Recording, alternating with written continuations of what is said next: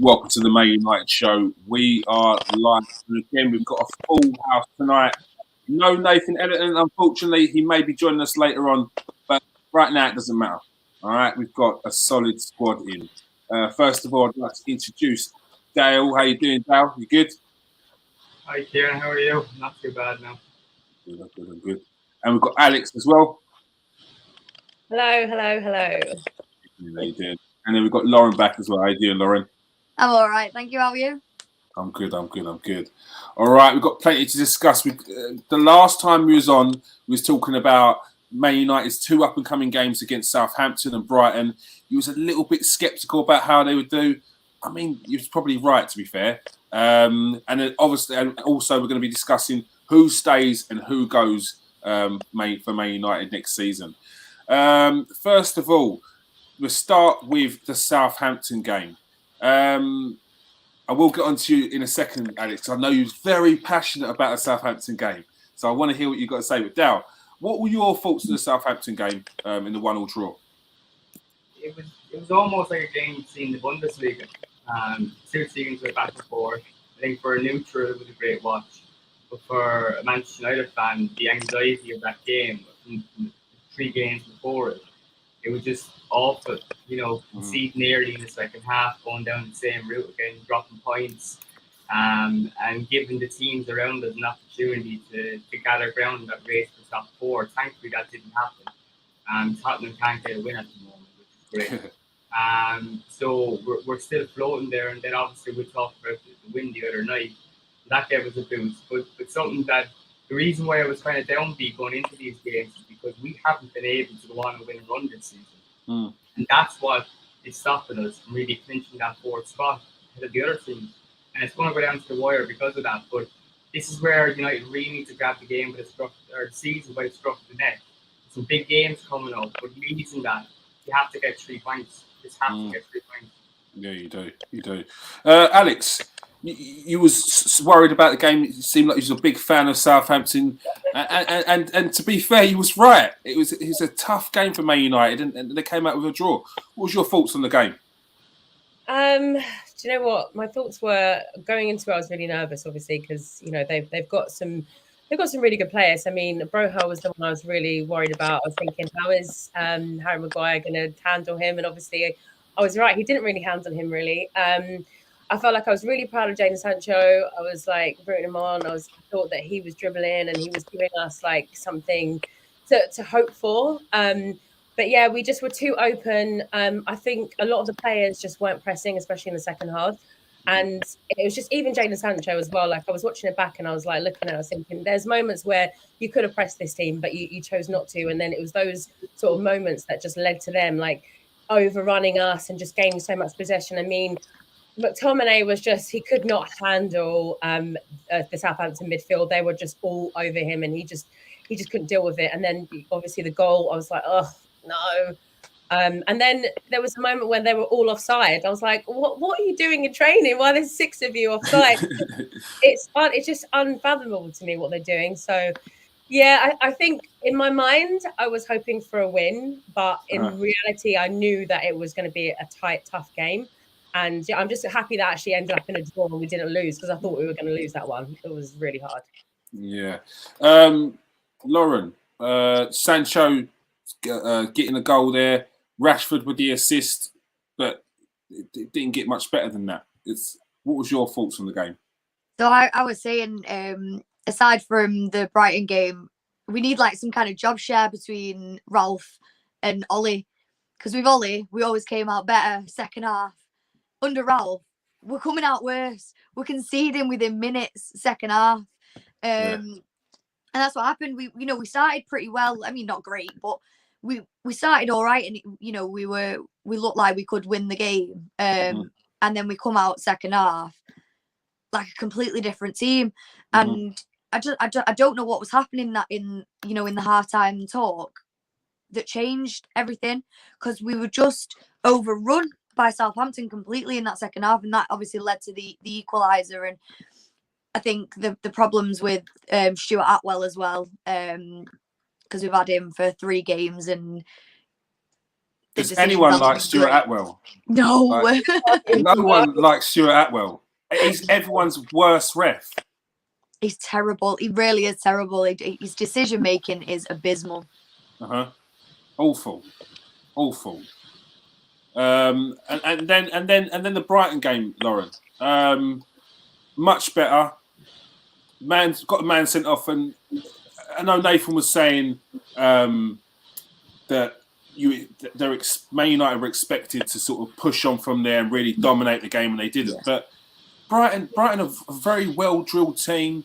They're just because you're against 10 men, it doesn't mean that the inevitable was going to happen and the team's going to fall apart. Sometimes it's the opposite. They get more structure and they're more disciplined. So, but you got the result, you got the win, and a lovely finish in the end by Bruno Fernandes.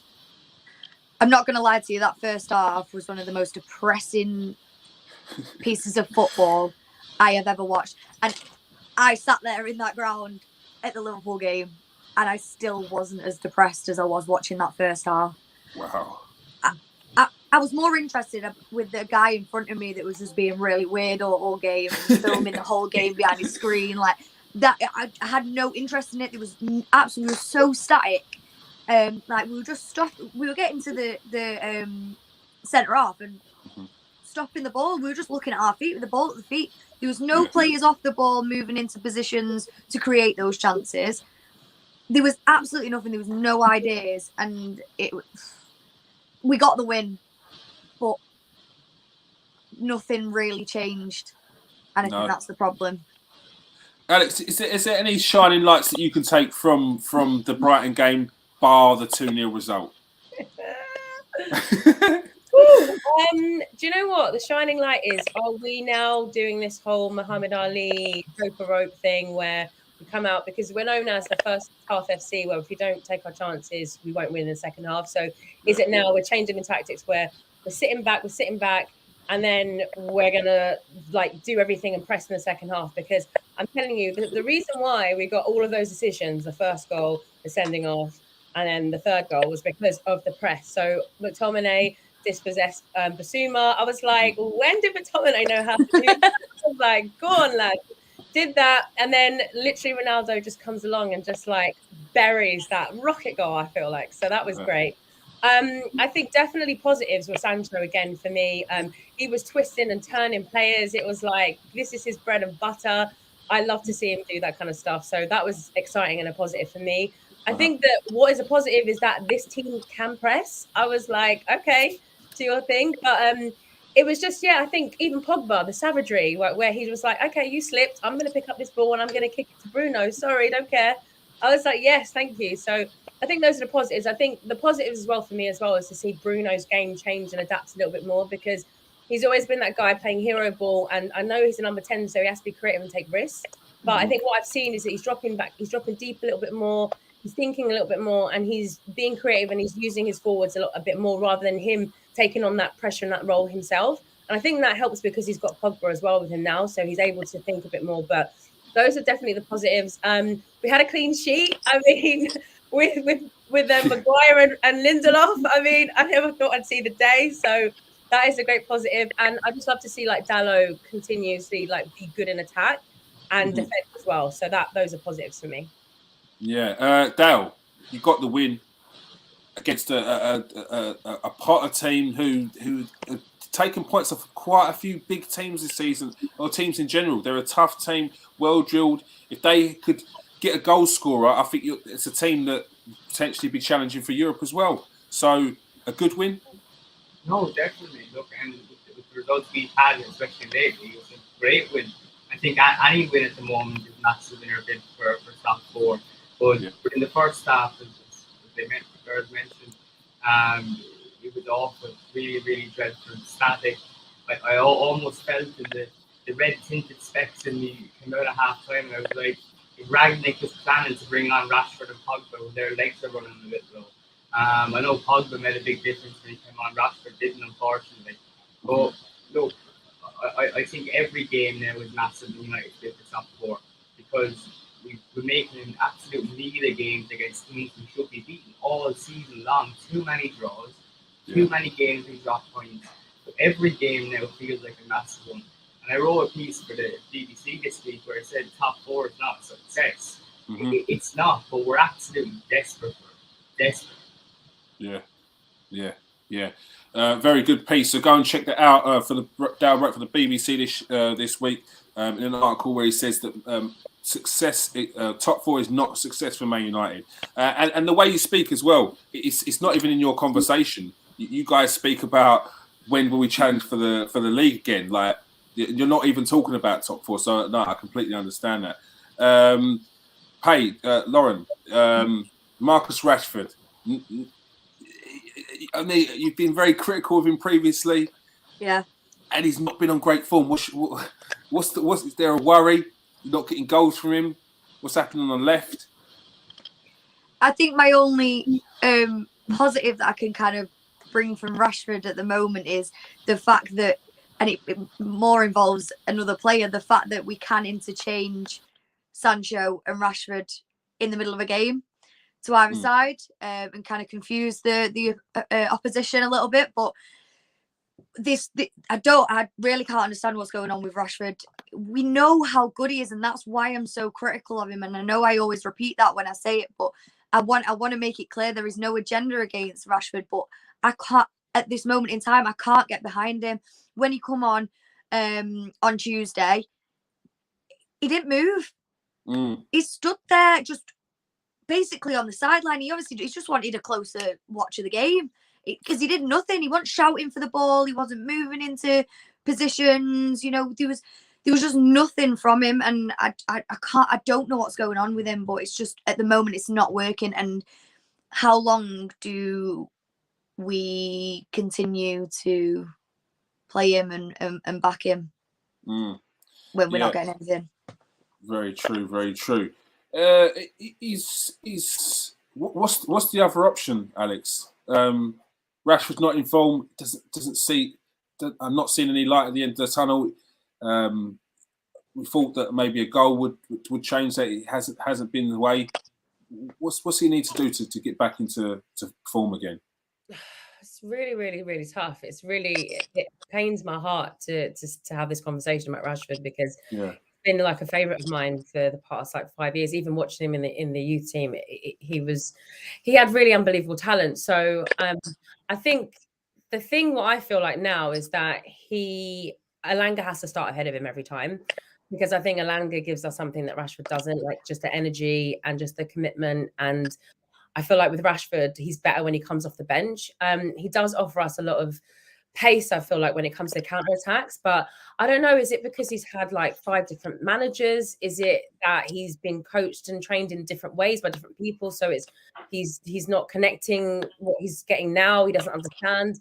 I just don't know what's going on in his headspace right now. It's just so foggy, because before he used to be so definitive and just feel really confident about Rashford. And thing is, he's come back, and remember when he came off the bench after injury, and he scored a goal for us straight away, and scored a goal in the second game, and obviously got us the Fergie time winner against West Ham. So it's like we see those moments, but then when you watch a game and he's not pressing and he's just not giving us anything, you kind of just get so frustrated with him. I just feel like I don't know, maybe he just needs to practice. Maybe it's the mental thing. We've got that, I think, psychologist that is working with the team. So maybe sessions with that person to kind of give him that mental unblock. It's really hard to call it, because I don't know what's going on there. Yeah, definitely. Dale, is Pogba an option on the left? I know Alex mentions Elanga, but I mean, he wasn't great the other day. I know he's only young and he's going to have games like this. It's going to be up and down. But you've got a world-class midfielder who, at the start of the season, was playing on the left. Got 4 assists and two goals in the first few games. Is Pogba still an option on that left-hand side? I think only if United had a number of injuries. I think from the past few weeks, I want to see Pogba and Bruno midfield more. I want to see more of that. We've gone through a lot of this season without Paul Pogba. And between the two of them, they've got the best, assist goal record in the league, 4 between them. I think Robertson and Jota come second and 3. But no, that's what I want to see. I wouldn't be pushing for Pogba on the left. I know you mentioned Anthony Elanga wasn't fantastic the other night, but I think he nailed it in the head when he said that's what's going to get rid of young player. you're going to get games where he's just not in the game or that he's struggling for consistency. But with him, I've seen enough to say that I would trust him in games. He's rapid, he likes to get into the box, and he has an eye for goal. And we've seen with players in the past, and Mason Greenwood, when he was coming through, Marcus Rashford, and any young player coming through, when they get a bit of a run of goals and a bit of a run of form, they can be unstoppable. And that's what Ragnick likes in young players. So he brought Alanga through. I think he's going to have faith with him rather than pushing or shoehorning Pogba on the left. Yeah. True. What's your thoughts on the news that came out yesterday? It was Christian Falk posted about Marcus Rashford and Harry Maguire irritated by Ronaldo's influence in the dressing room, the cliques that he's building, and then Rashford hit back. What's your thoughts? Do you think there's anything in that? For me, I think it's so easy. I think since Ronaldo's signed, I think it's so easy to play him as the villain, because he is a big character. You know, he is that persona. He is that ego in the dressing room. So when we're seeing, you know, unrest on the pitch, the media are going to need to look at someone to blame unrest in the back as well. And I think Ronaldo's a really easy target. I love that Rashford came out and, said there's no truth in this. It should have really been Maguire as the captain. I think Maguire should be coming out and making a statement anyway, just to kind of say, look, all these news, because we're seeing it every day now, that these unrest with these players aren't happy with this. They might not be, but they need to be like squashing that in the media, whether it's true or not, because they still need to save face. And I think Maguire needs to be doing that as a supposed captain. Alex, do you think, as Lauren's saying, because so much is coming out, it's more frequent now, do you feel like it needs one of the bigger figures in the team to put a stop to this, to shut it down? No, I think they should all just be quiet and hush, because I think unless it's like you're coming out in support of a player that's being abused and you want to show support, that's fine. But responding to gossip and tattletales, like, it's just beneath us as a club. It's beneath us, like, what we stand for. I think there's no point in it. I don't think any Maguire, Rashford, Sancho, whoever needs to respond. I think their response needs to be on the football pitch where they're winning and scoring and winning games and winning trophies. That's where they need to answer. And if anyone needs to answer to it, it should be Manchester United Football Club. They should be the ones that they've got this massive PR team that come out and spin everything and make references to so many different things. So they're the ones who should say, oh, this is a fake story. I think a lot of people obviously are going to talk about United all the time. It's the buzzwords, we haven't got a manager, etc. So we can't respond to every single thing or comment that's made. If you know that you're not saying anything, just keep quiet. And my thing was as well this week, Gary Neville says something really significant and interesting. Not one person has responded to that comment. So that is very telling for me as well. Yeah. Very, very interesting. It's a good point. And what I will say is I think at the moment, Harry Maguire, I don't think he can do right whatever he does. I think he's the kind of person at the moment, if he was to come out and say anything, people would say, oh, you shouldn't say anything. And the fact that he doesn't say anything, people will say that he should. So I think he just needs to stay away from everything and just try and concentrate on his football and get his form back. Dale, what's your thoughts on the situation with Rashford and Ronaldo and Falk? I think Lauren nailed it on the head when she said that with Ronaldo, everyone's looking to kind of pin someone, and he's the big story the whole time. Wherever he's gone, he's the biggest story. Yeah. But these leaks in the dressing room, it came out just days after Gary Neville kind of pinpointed that he knew who was leaking information. And I think this story may have come from nowhere, but previous stories didn't, because it's not often a player will come out on Twitter and absolutely shut down a journalist. I thought that was interesting. It was quite aggressive from Rashford. Yeah. The reason why he did that, because how many stories are written about Marcus Rashford every week that he hasn't come out? It didn't come out when the stories about Paris Saint-Germain were leaking about 2 weeks ago. So should we all buy that as being true? It gets a bit muddy when you go down that route. So there was a bit more to this. I think the dressing room are fed up with some of the leaks. Some members would be sick and tired because it tarnishes a lot of them. When Yeah. one leak comes out, we don't know where it comes from, so we're going to blame them all. We're just fed up with it. And I think certain players would probably stand up now, but watch out for those that don't, because they might have a reason not to. Yeah, this is not the kind of thing that you usually expect from a club like Man United. And yes, there's players that are leaving. There's players that contracts that are running down, but there's those players that are leaving. They still should have an element of professionalism and respect for the club that's put you where you are. Pierre, I think what Gary Neville said was massive on this. That he referred to Chelsea back in the day when there was lots of leaks coming out there, and you have players with big reputations, and when results aren't going well, they don't like their reputation being tarnished. So they're keen to get their story out there. And when you have that divide in the dressing room, it becomes very toxic. So it's one of my biggest fears for the next manager. Although we have a lot of bad eggs leaving the club in the summer when their contracts run out, but I think there might be a few more that the next manager, whoever he is, has to get out. This can't exist. You can't have a winning team, a successful team consistently for league titles if you've got people trying to get their story in the dressing room. You look at Liverpool, you look at Man City, there's a bit of harmony in the dressing room, players fighting for one another. That does not exist in this Man United team, so it's massive the next manager gets put flush out. Yeah, that's a very, very good point. It's going to be a tough job for the next manager, Lauren.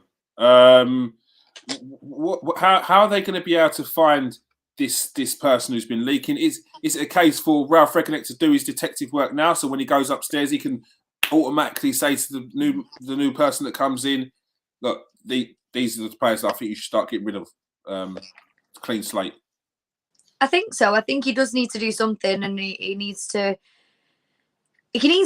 When they find out who it is, he needs to speak to these players or this player or whoever it may be, and question why they're doing it in the first place. Because you don't need that kind of toxic, personality in the dressing room.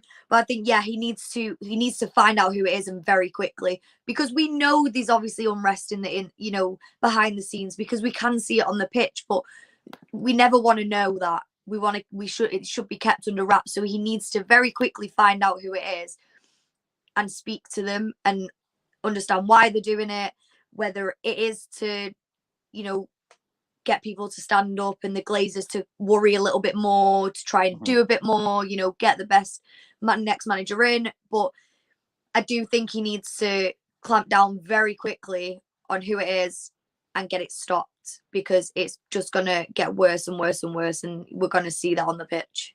Yeah, definitely. Alex, do you think this is part and parcel because they know that Ralph Rangnick's not going to be there at the end of the season?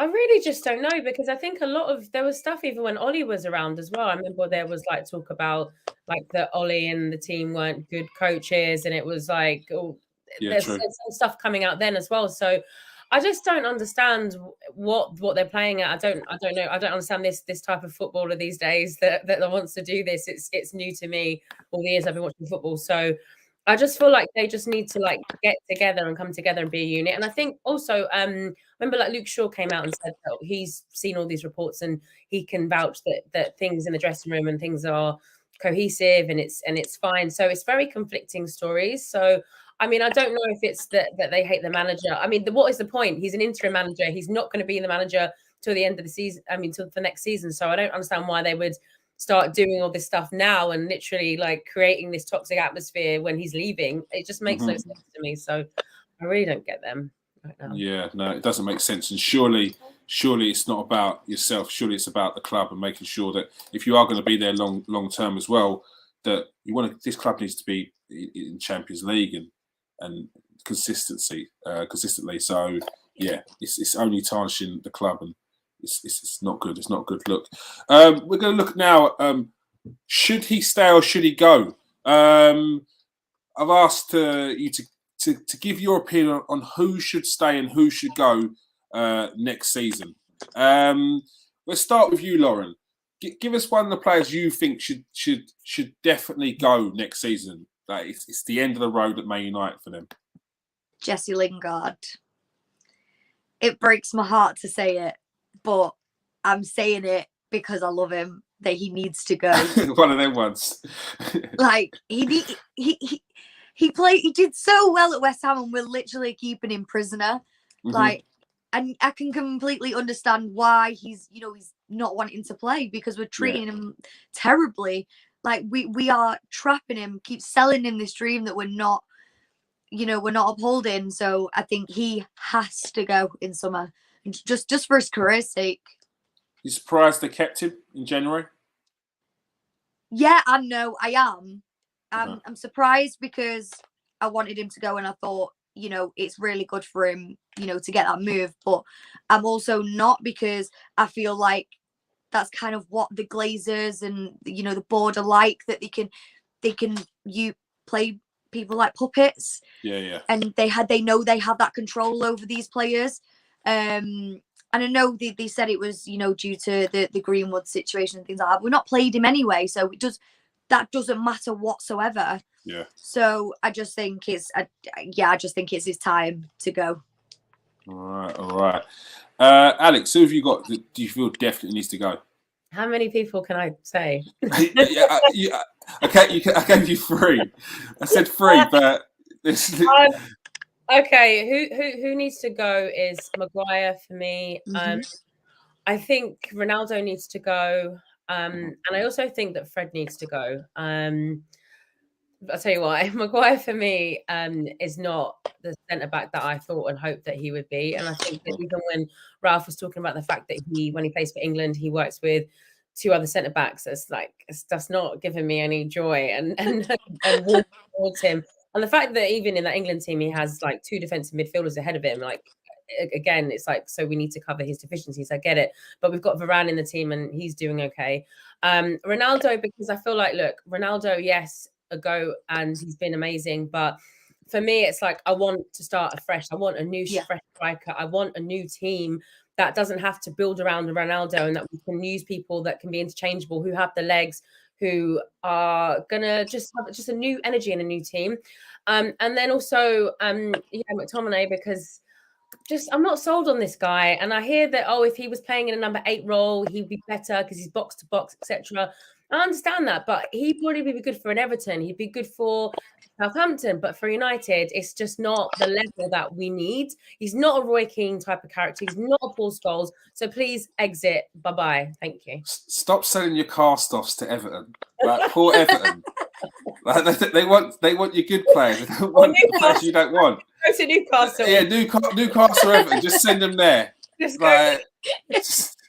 Darren Gibson, Nicky Butt. There's loads of them. The list goes on. Ronaldo. Surely you thought Ronaldo was going to come in and not just be an influence on the pitch, but an influence off the pitch. And these players would it'd be leading by example. They'd be loving having such an established player in their squad.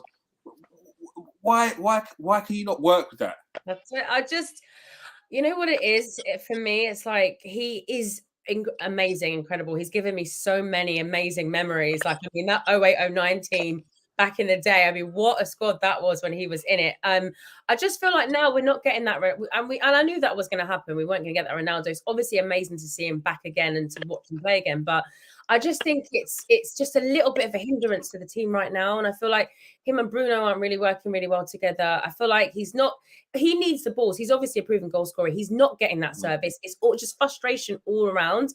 And I feel like it's tarnishing his legacy a little bit, because, the goals he should be putting away, he's not. And it's not through any fault of his own. It's just that the team just can't work well with him. So, for that, I'm like, Ronaldo out. Sorry. All right. Dale, who do you feel needs to go? Oh, no, you're muted. No, sorry. The 3 I went with was Harry Maguire, Phil Jones, and Jesse Lingard. Harry Maguire, I think that with the new manager coming in, even with Ragnick, you can see United are a different way. They're not trying to sit back and expect aerial threats like they did when they were counter-attacking team under Solskjaer. So I think just the team is moving on. It'll be interesting to see if they do bite the bullet, because they invested so much money to sign him. and they probably won't get all that money back. So it'd be interesting to see what they'll do in the summer. Jones, because he's not getting football. He's made a few appearances this season, look good, and I just think that at this stage of his career and all the injuries he's had, he just needs to be at a team where he get games. And I don't know what level that would be at, but he needs to get started in the summer. Jesse Lingard, not just because it's inevitable that his contract is running out, but to be honest, I'm a bit disgusted by the way he's gone about it as well, by coming out on Twitter, speaking out against the manager, and those kind of things should be kept within the club. And also, he's had his brother running social media lately, where quite vocal about West Ham and talking up kind of speculation, which I don't think is helpful and might be an inkling into who's leaking some information at Manchester United. So I think Jesse Lingard was someone that really bugs me because he came through the academy as a player I always appreciate. I know he got sick from United fans, but I always liked him.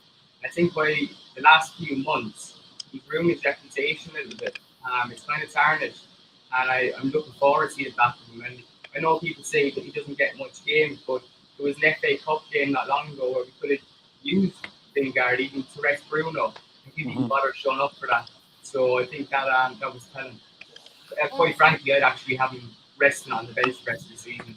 Was that the one where he came out and said that Ralph Rangnick was lying about the fact that he was asked him to be rested because he didn't have his mind set?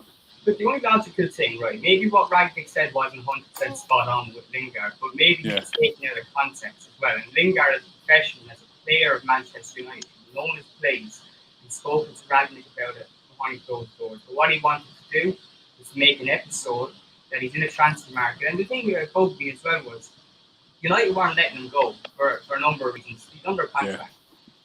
There we go. Should realise that at the end of the season, he's in a very strong negotiation position that he can go anywhere he wants. He can go to Newcastle and get the Saudi money. He can go to West Ham and be back with all his friends down in London. It's up to him. But he didn't have to behave like that in January. And I don't think he's led by the right people either. I think he's got some bad influences around him. Yeah. It feels like he's coming towards the end of his tenure at Man United and he's thinking, sod it. What's the point? I'm not getting games. Forget about it. Yeah, it's not good. Level of professionalism is poor. Lauren, could I have your other two, please? Yeah. Mine are actually Maguire and Jones as well. I think with Jones, obviously, it's wasted wages. He's played once. I mean, don't get me wrong. He had a great game when he played, and it was nice to see, a player come on and really, really play for that badge. But it is the end of the road for him. I think I was really annoyed with him. In the January transfer, he was offered a move. I can't remember where it was to now, and he rejected it. And it's like, so you're literally just here now to sit on the bench and get your wages, are you? You're not in it for the football. I don't ever like that. And then Maguire, I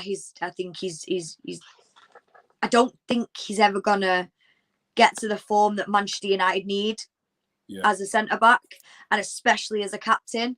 But as Dale said, we're not going to get the money back that we paid for him, unfortunately. But it is what it is. We just need to get rid of him so we can get that strong defensive lineup sorted. Yeah, very, very true. We'll start with you, Alex. Who needs to stay? Who has to stay at United? I think Sancho has to stay. I feel like he adds another layer of creativity, and especially if Pogba's going to leave on a free in the summer, like we're just going to need that winger with that creativity. I definitely think Bruno as well. For all the aggravations, he does aggravate me as a player.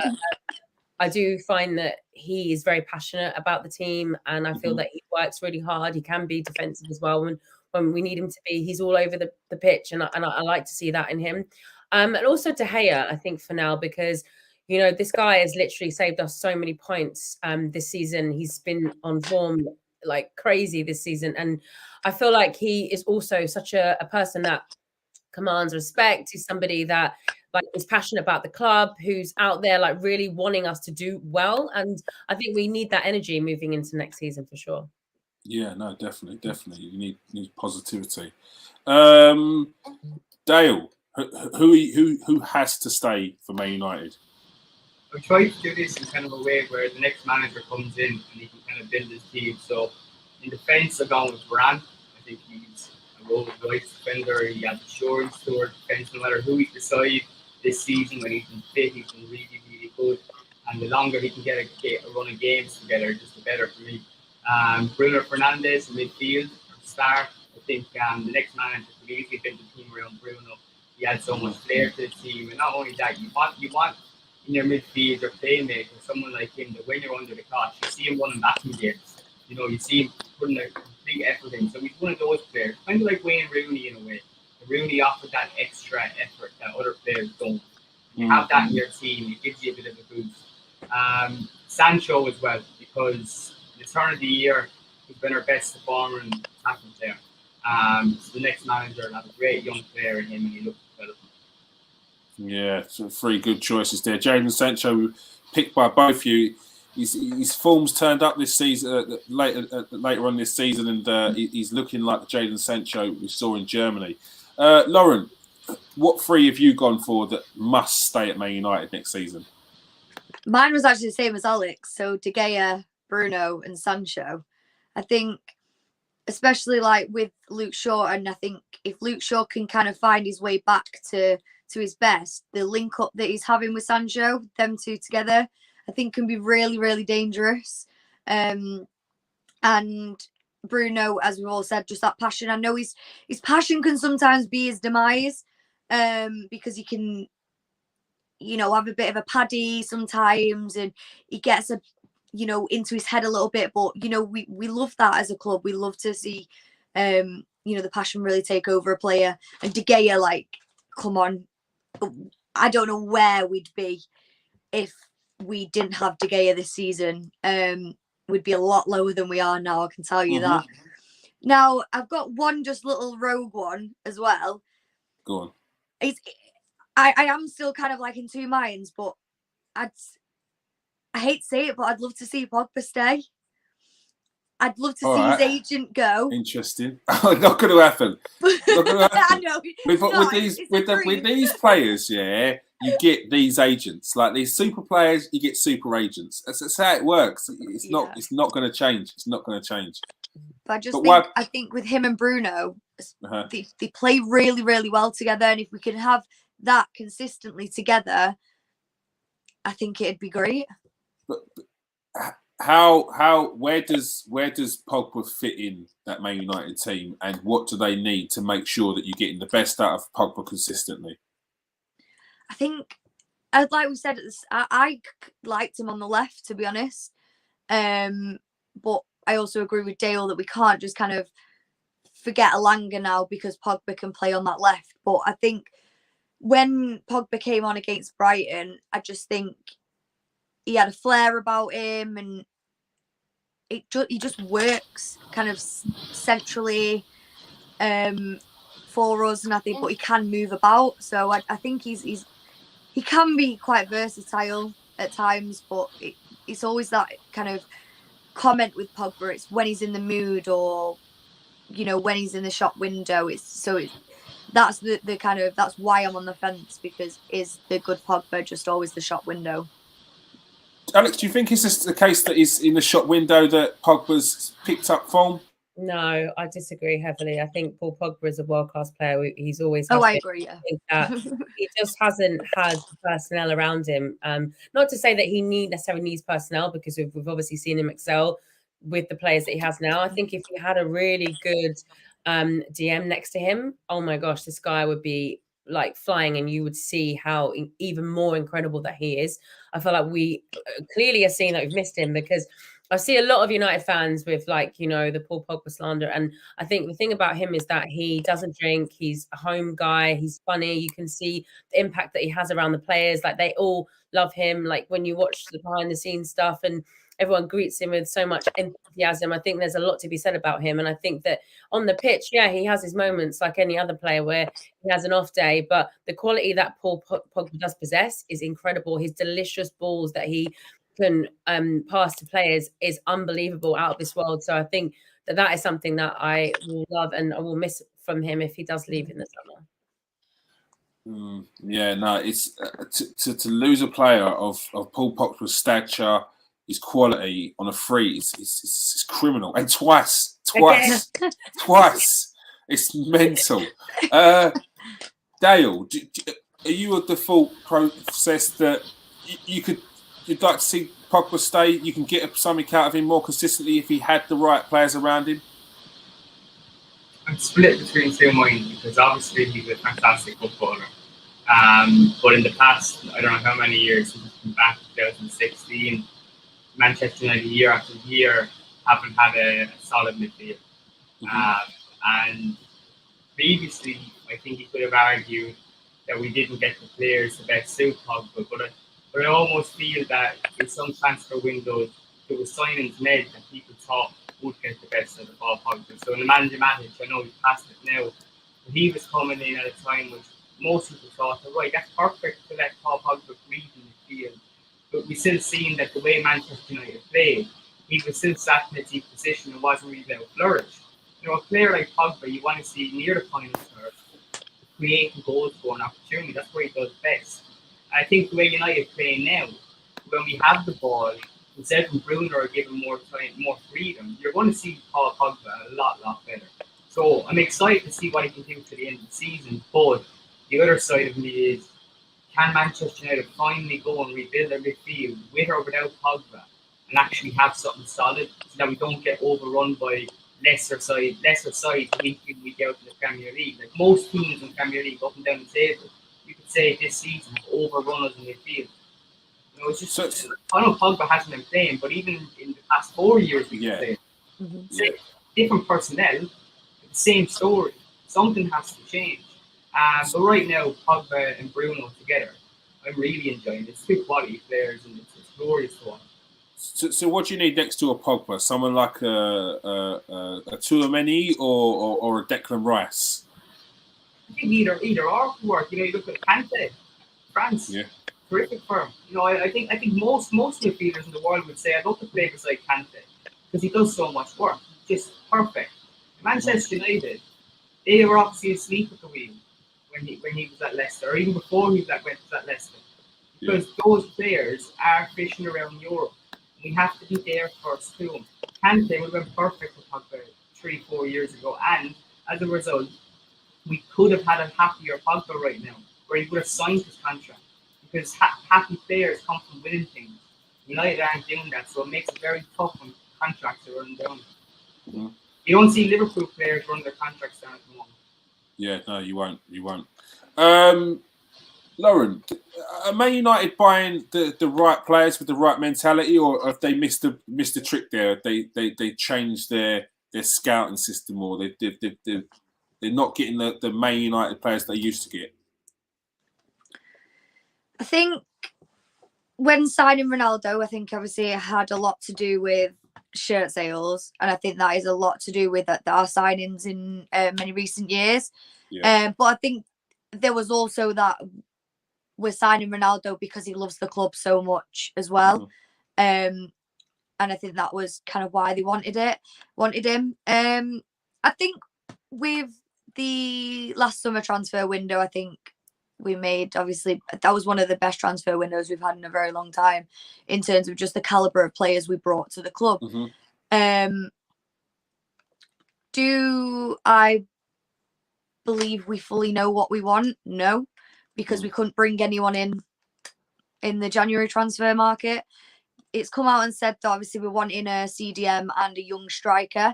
I hope that is true, because to get a young striker would be brilliant to build that player up, you know, and hopefully in the future build a team around them. It's sounding positive, but we just need to see it first, because I don't know whether I believe that we can make those signings. Are you worried they might make the wrong signings, even if they do make signings? Yeah, because I think we fumbled so many signings that we could have made. We could have got Rice, but we messed about. You know, we didn't want to pay the money, and now he's gone even higher. Like, we need to stop. I know for the Glazers and everything, it is business. It's a business for them, but we need to kind of step back and forget about the business for a second and think that actually, if we make a deal now that could strengthen our team, surely it'll snowball and your business will be better because we will be more successful. They're not playing it correctly. So I am worried about who we're going to sign and whether we just end up signing a panic buy again like we have done in recent years. I just don't have faith in the transfer windows, to be honest with you. Yeah, that's very, very true. Alex, what do you feel Man United need in the transfer window? What positions? We definitely need a defender, centre back. We need a right back. We need a left back. We need a CDM. A whole squad. we need. I'm not even joking. I mean, going back and what Lauren was saying, it's like we could have signed Koulibaly for 34 million, but United weren't prepared to like reach an agreement with Napoli. And look at him now; it's like it blows my mind. So I think recruitment there is rubbish. But no, I honestly a whole rebuild because we need another winger. We need a striker. It's honestly we need like a good midfield, like a strong midfield that can really dictate play, and then we need a good back line behind us. So yeah, I'm not joking when I say right back because Dalot and Aaron Wan-Bissaka are not it.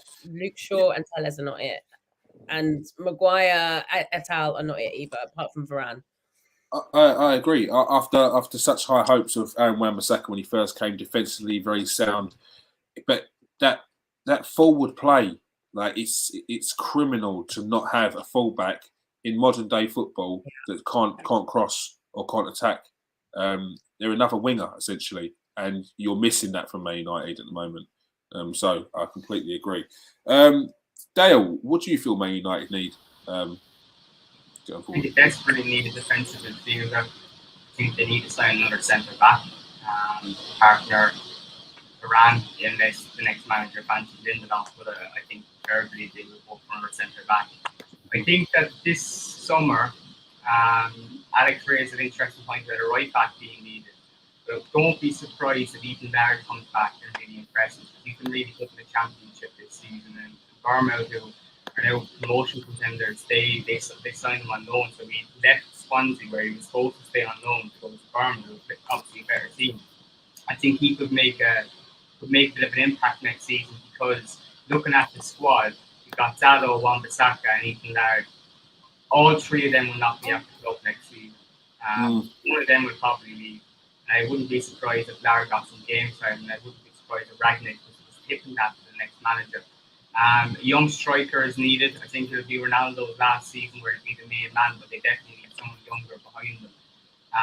And if I was a wish pick, I'd love a right winger, someone on that right. Anyone in particular you like the look of? I'm not a scout, Kieran. I'd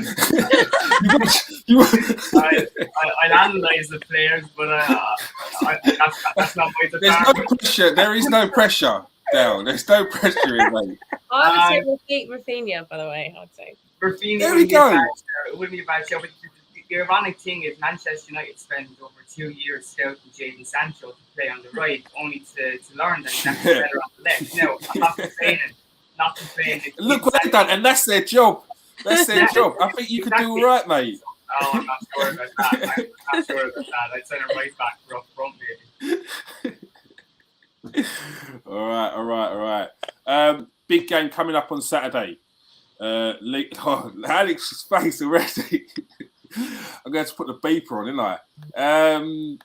Big game, Leeds. We'll start with you, Alex. What your thoughts on the game? Surely this has got to be a win. Fierce rivalry. Man United players in there through the ranks. They've got to know what this game means. It's away. It's going to be tough, but 3 points. What's your thoughts? So it's going to be tough. I can't stand Leeds, so I'm saying it's going to be a rollover from United. I'm not even joking because I just think the way that they're playing lately is lackluster. I don't care that they beat West Ham. That was a fluke. They're just not good enough this season, and so yeah, I reckon we're gonna beat them. I'm gonna say 4-1 because we leak goals. So I'm gonna say 4-1 to United. All right. Lauren, what's your thoughts on the Leeds game? Big game. Well, it's the first one there with fans in it since they've come back, because we played them. So that is going to play a massive part in this game, because it's going to be an all-out war. Yeah. Outside the ground, unfortunately, as well. So in the ground, I think it's going to be really hostile. So I think that's so the players are going to really need to have that strength and that confidence straight away walking on that pitch. We need to walk onto that pitch saying, we're going to win this, we're going to beat Leeds. We can do it. We did it at the start of the season.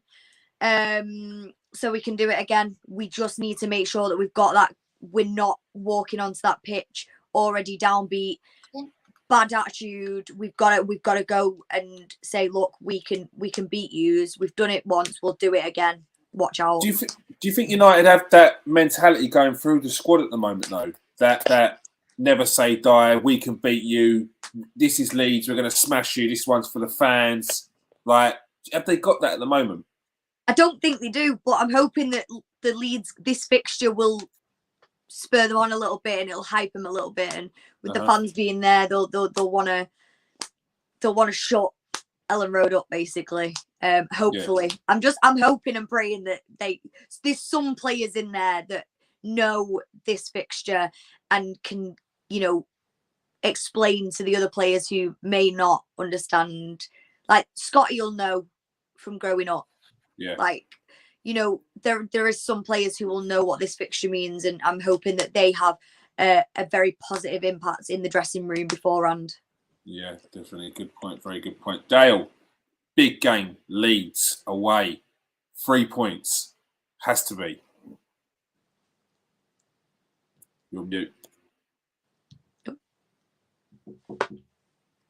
Dale, you muted yourself.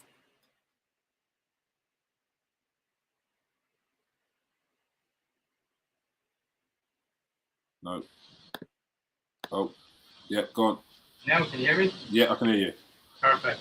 I actually don't think it would be as straightforward as previous games against Leeds, because the way we set up under Solskjaer to kind of counter-attack and knowing that they were going to come out the traps earlier on and use the suit us. I think Ragnick won't be as conservative at the weekend. I think he'll go for him.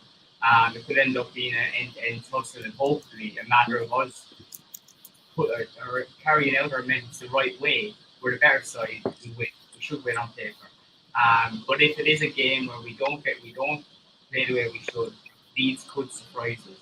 It's going to be open, I think, a lot more open than previous games. Both look on paper and what's at risk for us, and hopefully sending them into relegation battle. That would be fantastic. So with all that at risk, that'd be the dream, wouldn't it? Exactly. So we just got to win this. This is a must-win game.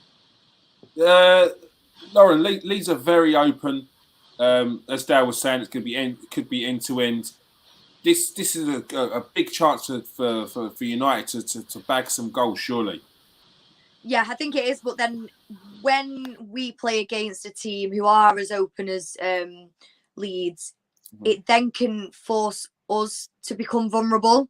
We've seen it before. And it can leave us very open, and I think that's what we're going to need to watch out for, because when we start pressing again, we open ourselves up. So it's a bit of a catch-22 when you play Leeds, because we play well against teams like them, but also we become very vulnerable with them at the same time. It's a very hard one, and I think sometimes it just depends on the game with us. Yeah, very true. Alex, open game. Surely Man United can get some goals. Leeds, they smashed them earlier on in the season. It's 3 points. It's time to get some confidence and some momentum going, surely. I mean, it's definitely a must-win game for us, 100%. Like, we need to win this game because our fixtures in March are not very kind. I think my only thoughts are just Dan James. That's the player that they didn't have last season, and he's with them now, and he has been a threat, and he's been like having the form of his life at the minute. So I think that's probably one of the things that we need to look out for. And obviously our defenders are, I don't know if they're going to be equipped to deal with his pace. However, I'm optimistic. I feel like we have a Bruno, we have a Pogba, and I feel like we have a Ronaldo as well that they don't have. So those are the threats that they can't nullify as well in their defence. I don't think half the defenders are going to be able to match us anyway. I just think about the midfield though. Depends on who we put there. Like, are we going to have like McTominay or Fred? I don't know, because Fred didn't have a really good game the last against Brighton. So that is all to play for. But I honestly believe in my team against Leeds. I really do. So I feel like, yeah, Dan James, that's going to be the only goal, and then the rest is going to be us, like in their final third. I was going to say it's either Fred or McTominay, or McTominay and Fred. I mean, that seems to be the midfield option for United. But yeah, we will see. All right, let's go through some of the comments. Oh, Paul from earlier, one that I flagged. He actually says that he feels that David De Gea is one of the players that needs to go. Do you know what? Can I respond to that? I actually can understand why, because I think the thing is with De Gea, and like, remember last season, everyone was onto him and this, that, and the third. I think that he is a great shot stopper, but when it comes to like coming out of his line and being a threat outside, I feel like that's the one side of his game that he's missing. If you look at like Jose Sarr and Sanchez and all these other amazing, Alisson, like he's not. I don't think he's on that level with them. So I can understand that point of view. Yeah, I do. But for me, it stops at: are you a team that does that? Are you a team that plays out of the back? Do you play tiki-taka football out the back? And Man United don't. We don't want to when we've got Maguire in this. Yeah, but have you ever? I think we have done. We were doing it, and it was terrible. That before, but it's just not a part of their game. I think, and I just think it's very accurate passing or anything. I mean, go on. I think there's attributes to Dean Henderson's game that would probably favour elements of our game, but something I think that Ragnick and other coaches have kind of come to the conclusion on is that Manchester United give up a lot of shots. Give up a lot of shots in the end. It only makes sense to me to have the best shot stopper in the world in goal, and that's what he is. Now he has other flaws. His distribution is poor. Even when he's uncontested, he gives away the ball in every game, and as a result, we give away chances because of that. But at the end of the day, Ragnick has, I think, decided that we're going to give up so many shots. We do that in games, and we have the best shot stopper, and he saves us every week. So until maybe in the summer, when the new manager comes in, he might decide we're going to play a certain way from the back and change it up. That might be good news for Henderson. But I can understand the frustration, but also the reason why he starts every week, because he saves us so much.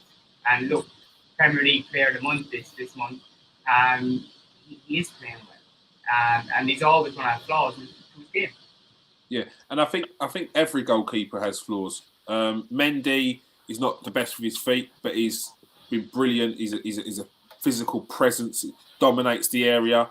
Alisson, look, I'm a goalkeeper, and I like Alisson, but like he's got a mistake in him. He's not flawless. I'd say of the shot stopping keep of the keepers that play with their feet.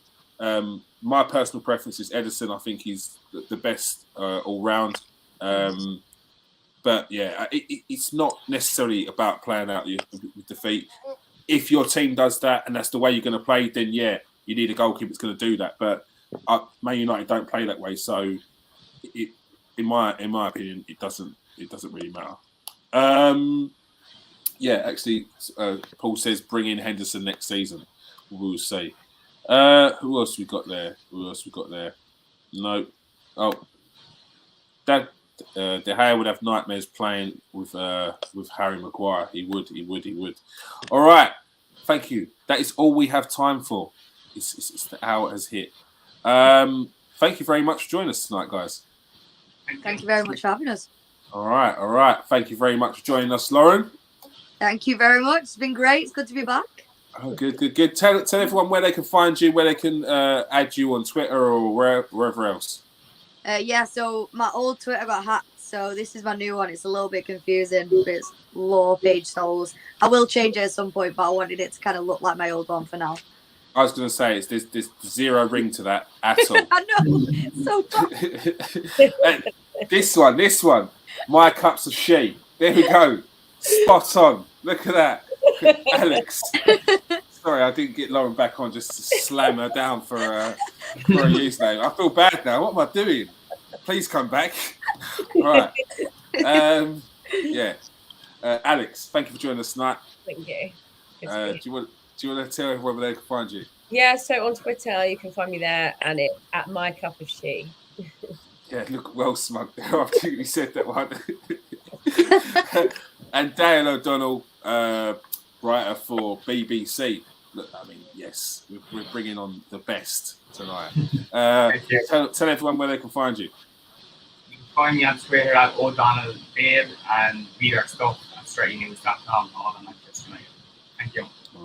All right. Make sure you catch us this weekend for the post-match reaction of the Leeds game. We're also going to be doing the preview of the Leeds game, I think, tomorrow with Nathan. So make sure you catch us for that. Keep an eye out for that. Thank you, everyone who's watched tonight. Make sure you press that subscribe button and like button. If you're watching on Twitter, come over to KS1 TV and join in the chat. If you are on Facebook, make sure you change the settings and join the chat. It's been lively tonight. Thank you very much for joining us, everyone. Thank you. A lot of names in there. Too many to go through. It's good to see some of you back as well. Appreciate that. Peace out, people. Stay safe. Let me find this button and wash your hands.